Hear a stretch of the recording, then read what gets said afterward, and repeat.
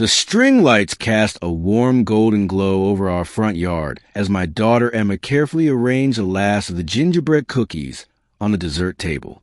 It was the evening of our neighborhood's annual Christmas party, and after 2 years of cancellations due to pandemic, everyone was eager to celebrate together again. Dad, do you think people will actually come this year? Emma asked, her breath forming little clouds in the crisp December air. I'm sure they will, sweetheart, I said, adjusting the speakers we'd set up under the pergola. Mrs. Chin already texted that she's bringing her famous hot chocolate, and the Johnsons said they wouldn't miss it for the world. My wife, Sarah, emerged from the house, carrying a tray of appetizers, our son Michael trailing behind her with napkins. We'd spent weeks planning this gathering, obtaining all the necessary permits from the city, which as mayor, I knew were completely in order.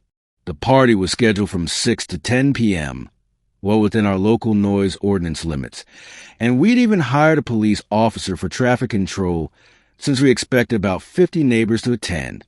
By 6:30, our cul-de-sac was alive with laughter and holiday cheer. Children ran around with candy canes, while adults clustered in groups, sharing stories and sipping mulled wine. The scent of roasted chestnuts mixed with pine from the nearby trees, and someone had started a carol sing-along that had everyone humming. That's when I saw her. Linda Hoffmeister marched down the street like a general approaching enemy territory. She was the self-appointed president of our HOA, though dictator might have been more accurate. For the past 5 years, she'd made it her personal mission to cite every minor violation in the neighborhood, from mailboxes that were half an inch too tall to garbage cans left out 20 minutes past collection time. Excuse me. Excuse me. Linda's voice cut through the festive atmosphere like a buzzsaw through butter. She was wearing what I come to think of as her enforcement outfit, a severe gray pantsuit with a clipboard clutched to her chest like a shield. The music seemed to dim as heads turned in her direction.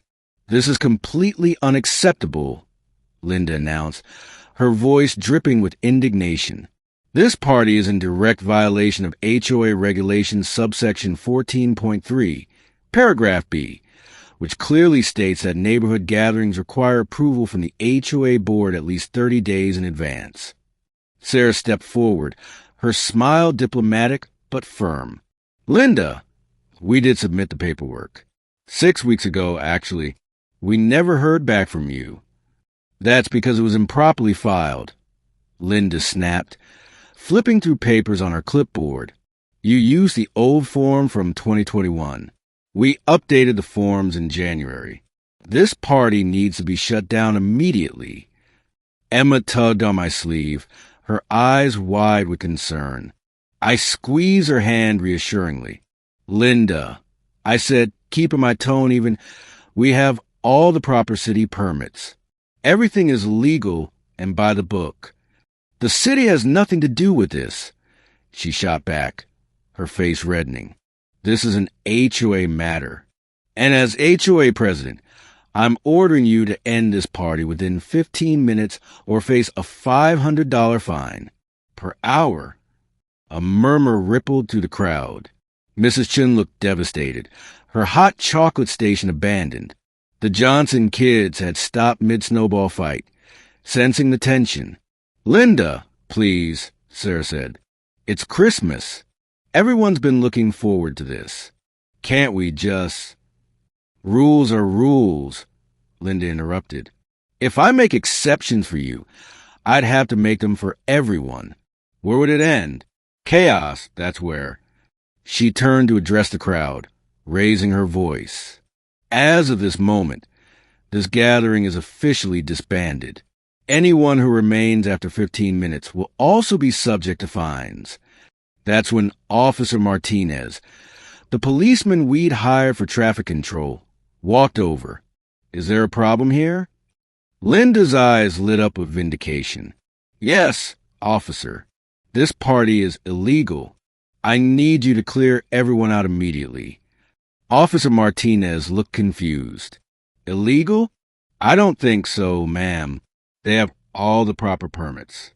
I checked on myself when I arrived. I don't care about city permits, Linda said, her voice rising to a shrill pitch. This is an HOA violation, and I'm calling the real police to have everyone removed for trespassing and disturbing the peace. She pulled out her phone, but I gently held up my hand. Linda, before you make that call, there's something you should know. She glared at me. What? That you think you're above the rules because you've lived here longer than me? That you have friends in City Hall?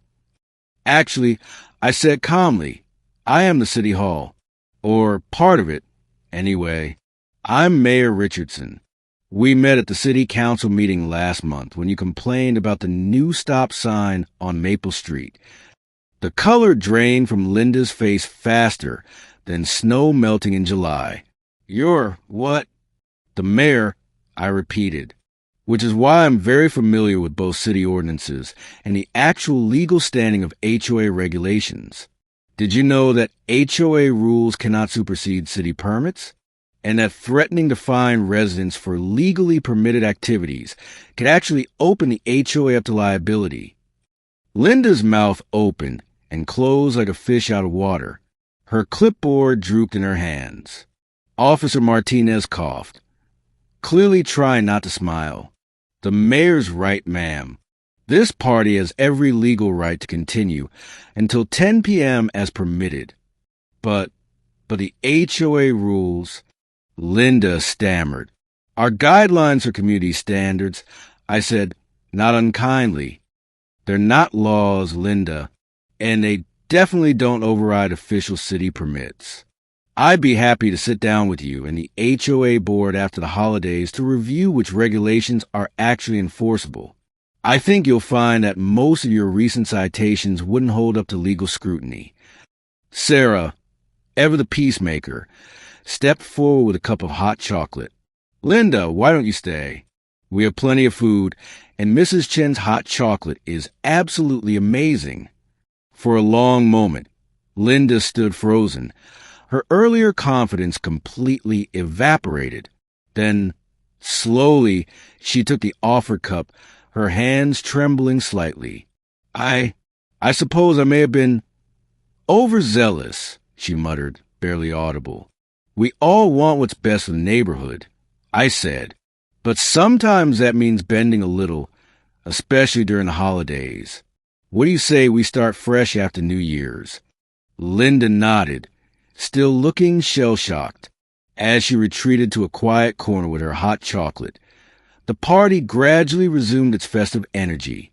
The music swelled. Children resumed their playing, and the adults returned to their conversations, though I noticed more than a few amused glances in Linda's direction. Later that evening, as we were cleaning up, Emma hugged me tight. Dad, that was so cool. You didn't yell or anything, but you still won. It's not about winning, honey, I said, ruffling her hair. It's about standing up for what's right while still treating people with respect, even when they're being difficult. As I looked around at our happy neighbors, their faces glowing in the twinkling lights, I knew this was what community was really about.